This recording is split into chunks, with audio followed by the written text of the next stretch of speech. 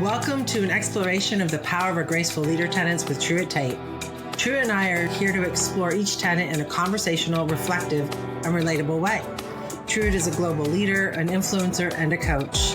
I am the author of A Power of a Graceful Leader, Alexis Thompson. We would love for you to join us in this fun and easily digestible journey into infusing our lives and work with grace. Hi, and welcome to a updated version or a different view of the Power of a Graceful Leadership tenets here with Truett Tate. He was a guest on the original 11 episodes that are previously out there and had emailed me and said, I like this.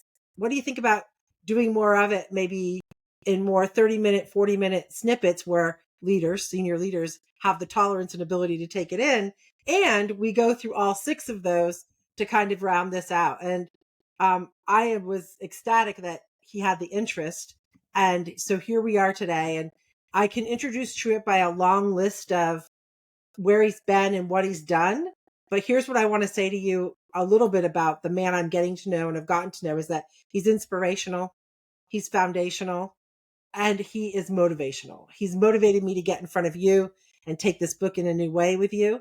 And he's doing fun, amazing things across the globe, which you'll hear sprinkled from his past and his current and his future along the way as you get to know Truett through this podcast. And I'm excited that you're here. And thank you for gracing me literally with your time. Couldn't be happier, Alexis. It's great to see you.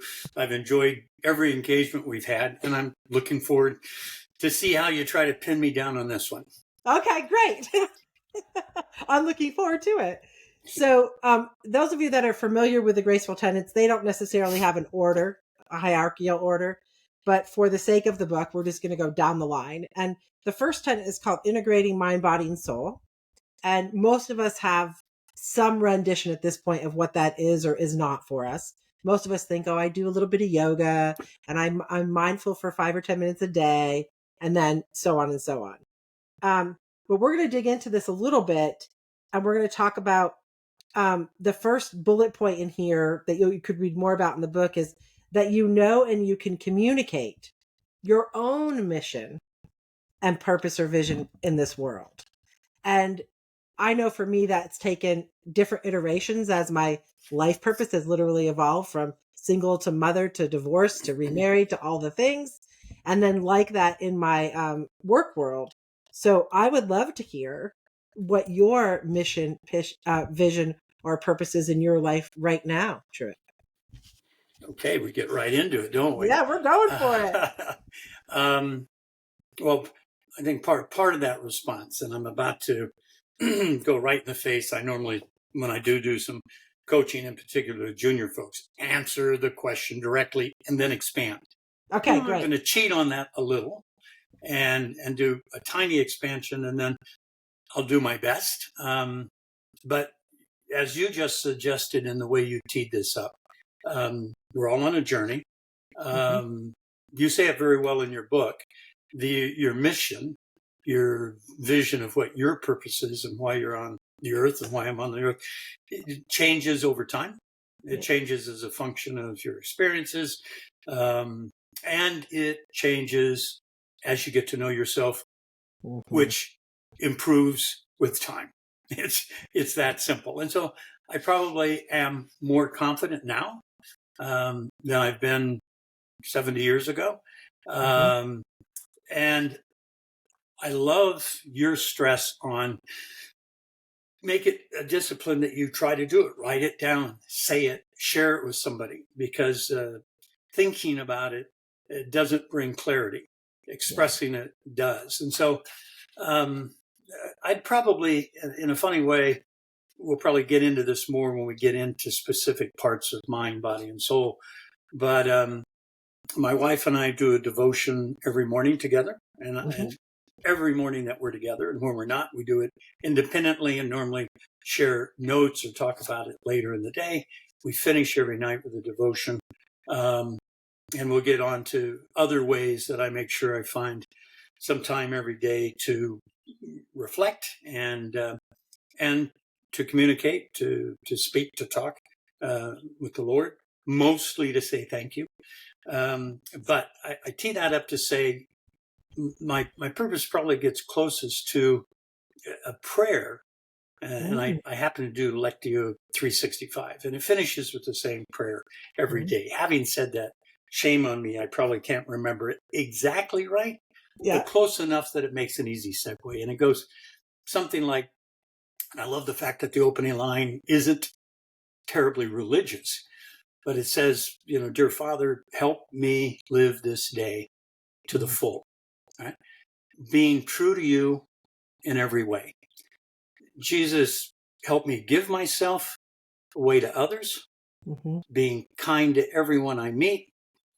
Spirit, help me help the lost, and let me proclaim my love for you and everything that I do and say. Now, in a way, it's a quickie, but it fundamentally says live life to the full. Um, Help those that you can help. Love those who need love. Fundamentally, be good and make sure that in everything you say and do, you're reflecting your appreciation for the blessings you've had. I consider that a purpose, yeah. right? It gives me enough. Yeah, in my mind, it's actually quite specific, right? Yes. Um, and I like saying it every day because it reminds me every day that that's what living a good life is all about, and living a good life and living it to the full. So I love, you and I will get on to it in some of the other things we talk about in terms of being a perpetual learner. Life is an adventure. And with the Hmm. right attitude, life can never be boring. If you're all about listening and observing, life is exciting every minute, Yeah. right? And so living life to a full, giving back, helping, you know, uh, it's a I think a pretty good blueprint or recipe Mhm. for purpose, and it I guess it is mine. Yeah, no, it's beautiful. And I mean, you're embodying it right now with me, helping me, right? Oh, Being of service to me. It's a loving act with me as I'm trying to get more of my word out there. So thank you for immersing me in that. And when we were just before record time, we were talking about plane rides and some of the chaotic experience you just had. And I think that would be a really interesting segue into the mindset piece of here if you were hmm. willing to kind of share a little bit with us. Yeah, I'll keep it short, but I've just come back from Austin, and uh, last night should have been a 7 o'clock flight. And I'll do it quickly here. We literally were about to take off. It's at that moment where the plane begins to shudder and then it starts to settle down, and you can tell the front tire wheel is about to lift off, and everybody in the plane could hear the speaker system from the cockpit saying, abort, abort, abort. It was a Yeah. mechanical, and like they hit the brakes as if you're in your car and a deer jumped in front. And Ooh, everybody flew forward, and you could smell the brakes because, and you could feel the heat. And we literally had slammed on the brakes aborting a flight because we were fairly far along in terms of yeah. on the runway. Fire engines came out. Um, Ultimately, we were towed back, and then the long story there is a couple of people were actually hurt who hadn't buckled up. I'll do that little Ooh, advertisement. Do put on your seatbelt when you're taking yeah. off. Um, and ultimately, we didn't take off until 12:30, almost 1 o'clock. Landed in JFK at 5:30. Ground crew wasn't ready for us. So fundamentally, I got home a couple of hours ago. So I didn't intend to take the red eye. It became a red eye, and you guys can all see it in my eyes. Oh my goodness. Yeah. And so one of the questions that I was beginning to ask, and then I said, we both said, hey, this is really good fodder for a conversation on the podcast, was that would have said, like, I'm experiencing a lot of, I'm trying not to choose overwhelm, right? There's a lot Okay. moving in my world. And Mm, I'm trying to just take deep breaths and be like, whatever's coming towards me is for me, not against me or to punish me or any of those things, right? That I yeah. can foster the forness in this gift that's showing up, even if I deem it undesired in some cases. And we would say that almost taking off on a plane that didn't have capacity to do its job would be a stressful, potentially overwhelming situation. And when you told the story the first time, and again, you were really calm and just like, this is what happened. And I was like, is that the worst case you've ever had? Like, I was feeling a lot of whatever. And you're like, no. And I was like, oh my God, how do you stay so calm? So can you take us through that a little bit? Yeah, sure. And it wasn't the worst case, Yeah. but well, or I'm going to come back and qualify that in a second, Mm-hmm. because it's not the situation that is necessarily bad. It's Got it. where you are. Yes. And I think my first thought when you mentioned that was to say, and to give you credit, uh, I don't. I think because you first asked, it said, how do you tell yourself not to be overwhelmed? And I Mm-hmm. said, gee, my resistance to that is I don't think I do tell myself. It's not something that's overt. And that leads to where I'll take this briefly. Mm-hmm. I think when you are at that place where you're reasonably integrated in terms of your mind and your body and your soul, in a very funny way, you're at peace with yourself. Yeah. And being at peace with yourself allows you to take so much in stride. And so there isn't this, whoa, tell yourself to calm down sort of thing. Mm. And in the short time since we had I don't know, 7 minutes ago, introduced this, I came up with the worst time was probably not as bad a situation. I went through a Wow. period when I was first married, and we weren't in a good place, mostly my fault. And I was probably the furthest I've ever been away from my faith, my lack of Mm. connection during that time, not regularly going to church, not having a devotion, et cetera, et cetera. And I was afraid of flying. And the slightest instability in the plane Yep. had me gripping the gripping the armrest. And 2 or 3 times on business. And I think the rest of my team thought, what? I said, why don't you guys take it? I've decided I'm going to drive from Upper Michigan to home in Cleveland. You've decided you're going to drive? Not having the guts to sit there and say, I'm terrified. I don't want to get on that plane. And I didn't know what it was, but I do Yeah. now. I did not want to face death where I was, which was confused and didn't understand why I was here and why I was unhappy. And I'd lost that connection. For me, I'd lost that connection to God. And where I am right now, I am blessed. And as a result, literally, I was chuckling about abort. For me, it was a Saturday Night Live skit, as far as I was concerned. So, Yeah. I think that is so poignant because I can think about times in my life, and I would say right now is one of them for me where I'm mostly good, and there's one faction in my life or two that are off center, and there it is my home life, much mirrored to your particular situation, and so you've created like this little tick in my brain to go back and do some inner work here and see what it is about what I'm not doing or doing that's yeah, creating the tilt. I tell you, Alexis, I so enjoy chatting with you. And I know we're on a podcast, but I feel like we're chatting. Yeah. And it's a gift you've got. Matter of fact, Thanks.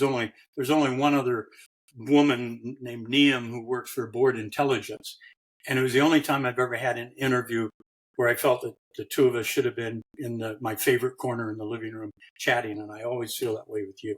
So, Thank you. Thank yeah. you. Yeah. So where do we want to go now?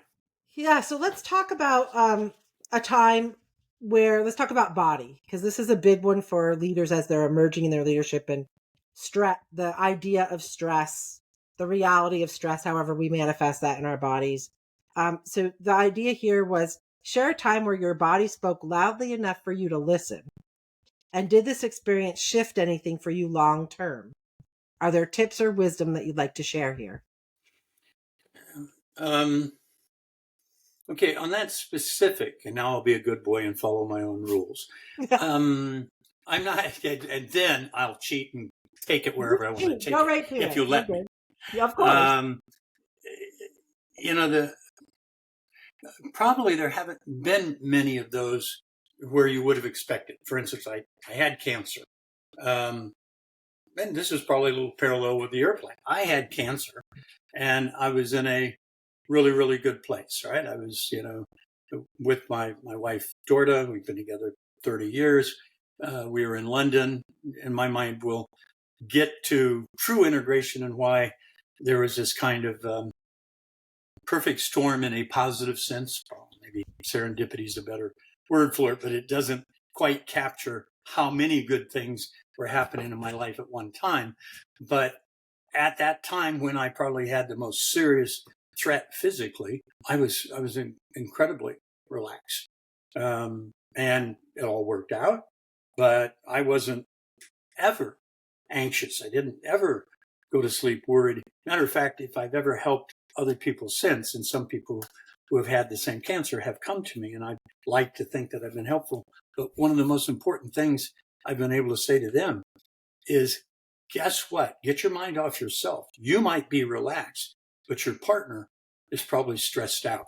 Yes. It's really easy to go, hey, this is cool, make a joke of it, and truly maybe be that cool.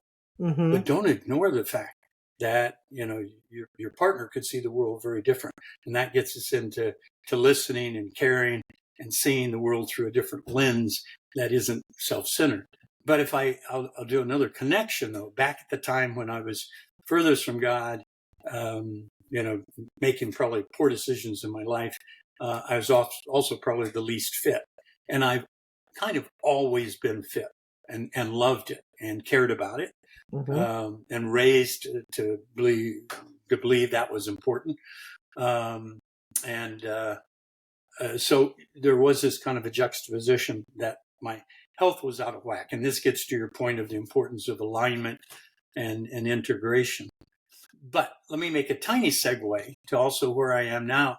I have loved the documentary and the things that I've read about the blue zones. And you've probably, have you followed that at all?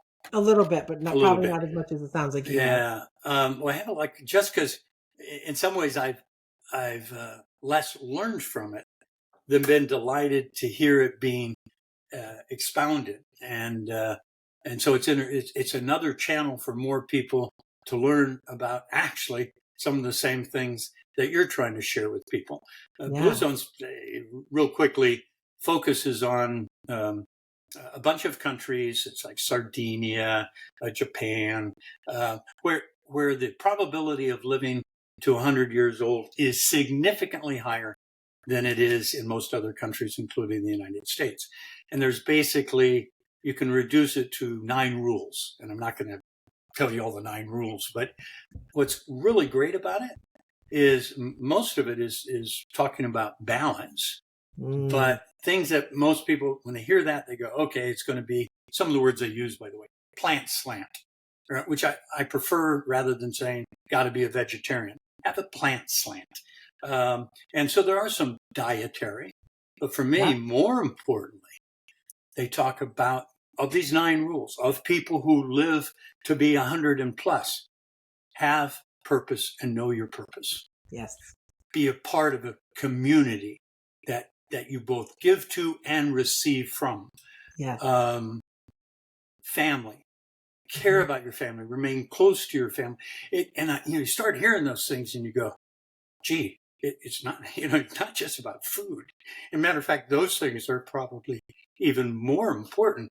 And they're saying that when you package this, eat right, reasonable balance in your exercise, but care about things, give, receive, be a part of a community, that these elements are just as important for good health and living a long life. And if you're in balance and you're doing good and you live a longer life, everybody wins. Yeah. I'm going to go start reading more here. It makes complete sense. And, because there's a couple, when you're out of balance, which I would say I am right now, I don't know about you when back in that time frame or if any time since, or you experience other emerging leaders where there's this shame or guilt that seems to tag along as a best friend sometimes, where I Mm-hmm. know I shouldn't have eaten that, or I know I should be working out more. I know all the shoulds in life. And the internal dialogue, I've realized, is almost, if not more important than anything anyone else can say to you. It's the ability to look in the mirror and look at me and love what I see back, and not think I need to be 20 pounds lighter, or have $100,000 more in the bank, or have a better title or a better house. It's just, can I look myself in the eye? And in I don't know if you've run across her, because she's mostly in the women's world. There's a Dr. Northrup, and many years ago she gives you the challenge to women specifically, and she says, head to the mirror, and with your right eye, look in the mirror at your right eye, and tell yourself you love yourself. It was the hardest thing I had done to date when that Wow. challenge came up. Wow. And I had a hard time staying and looking at myself, saying that I'm worthy, right? Because that place of I'm worthy is what feeds all the things you're talking about. Um, Have you ever had any type of maybe back in the time where you became aware that things weren't going the way you would hope for them to go for yourself? Was there a sense of negative self-talk or anything happening? uh, yeah, definitely. I mean, Yeah. you've described it very, very well. Um, and and I'll tell you what, an important thing there. Two things. First of all, I think in the last time we had uh, our meeting, or I don't know if we did in the other podcast, but I got this uh, set of mugs by this wonderful woman that I met at HTB in London, and inside my cup it says, "I am beautiful and I am bearing good fruit." All the Nice. different cups are all about that, confirming that you are loved and you are doing doing God's work, Mm-hmm. and that sort of thing is really important. And the flip of it, you're doing right now, and was an important part of my getting out of where I was, um, comes from being able to. Well, let me not do a spoiler by saying this so much as recommend strongly. Did you read Charlie Mackessy's book? No, I have not. Okay, recommend it. London, Okay. British, um, a connection actually there through HTB as well.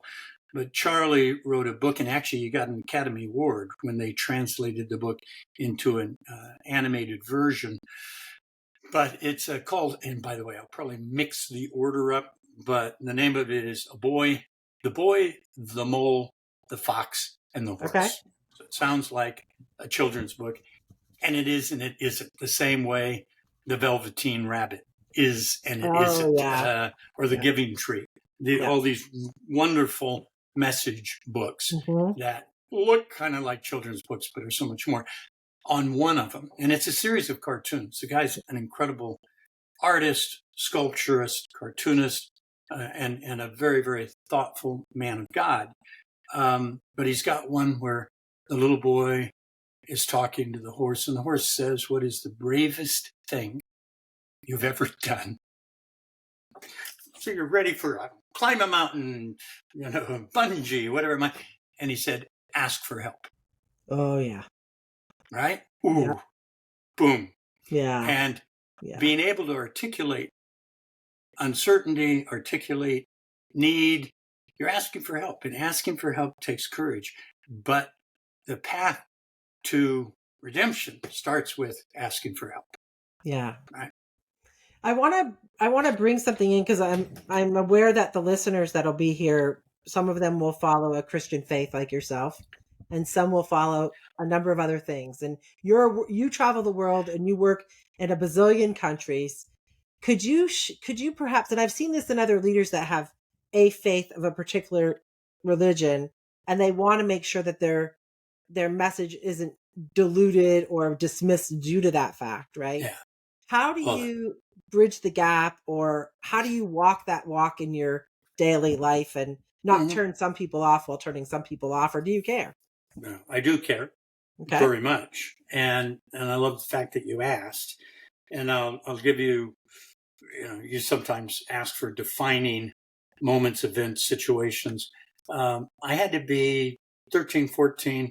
my dad bought all four of us. I'm one of four boys. And he bought all four of us one of the, and was it Time Life? I don't remember, but it was a series of books on the religions of the world. Mm-hmm. And he gave a set to each one of us, and had us read them periodically. Sunday evenings typically would ask us questions, make sure we were all progressing through the books at the same time. And I think his objective was at the end that we'd be stronger Christians.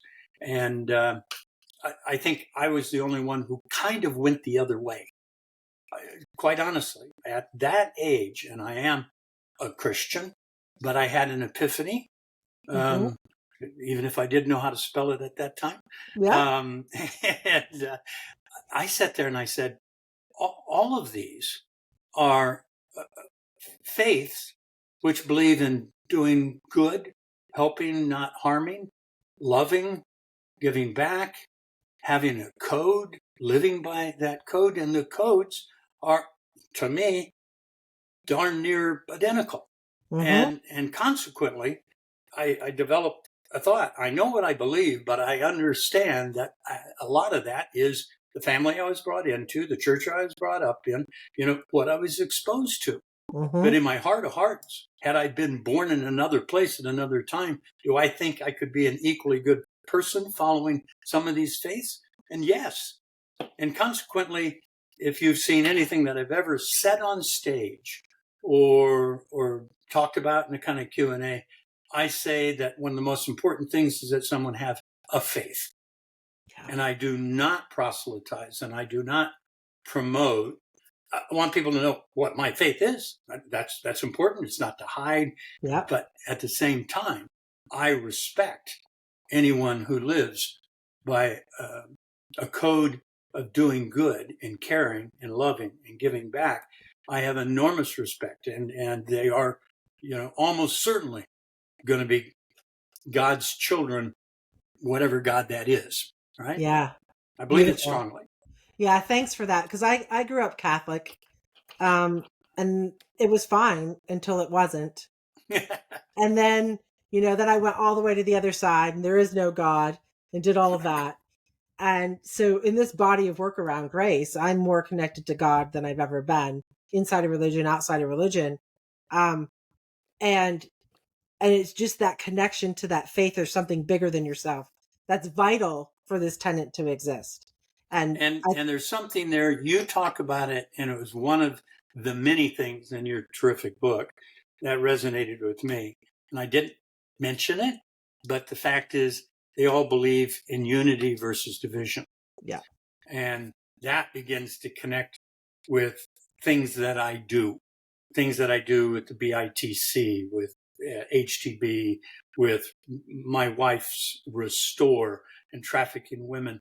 These things are things that you can do with your life because you believe in unity and harmony, not division and hate. And, that translates from, I think, shared values in faith. yeah, I get it.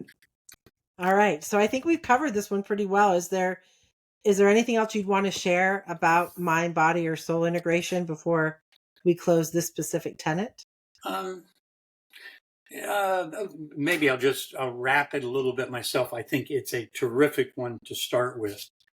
And a word I use a little more than I think than you do in your book, which doesn't make it right or wrong. It's just one of the natural things that I talk about is alignment. Yes. And, the C's of clarity and communication, consistency. It's interesting. I think there's an incredible parallelism with something that doesn't at all sound like it's to do with grace and faith. But if you look at something like McKinsey's 7 S's, if you remember back, right? Yeah. And they're talking about what makes an effective organization. So therefore you say, what's this have to do with Alexis and what Truett's talking about? But it's alignment. And at the top, if you recall, it starts with strategy and structure. Strategy is, in its sense, for a company, purpose. Yes. Mission and purpose. And then, and the most effective company And guess what? They build around the seventh S is what? Shared values. Yeah. They are talking about an entity. It happens to be a company, but it's just like us, an alignment between purpose and what's in the body of the S's, staff and skills. That's health.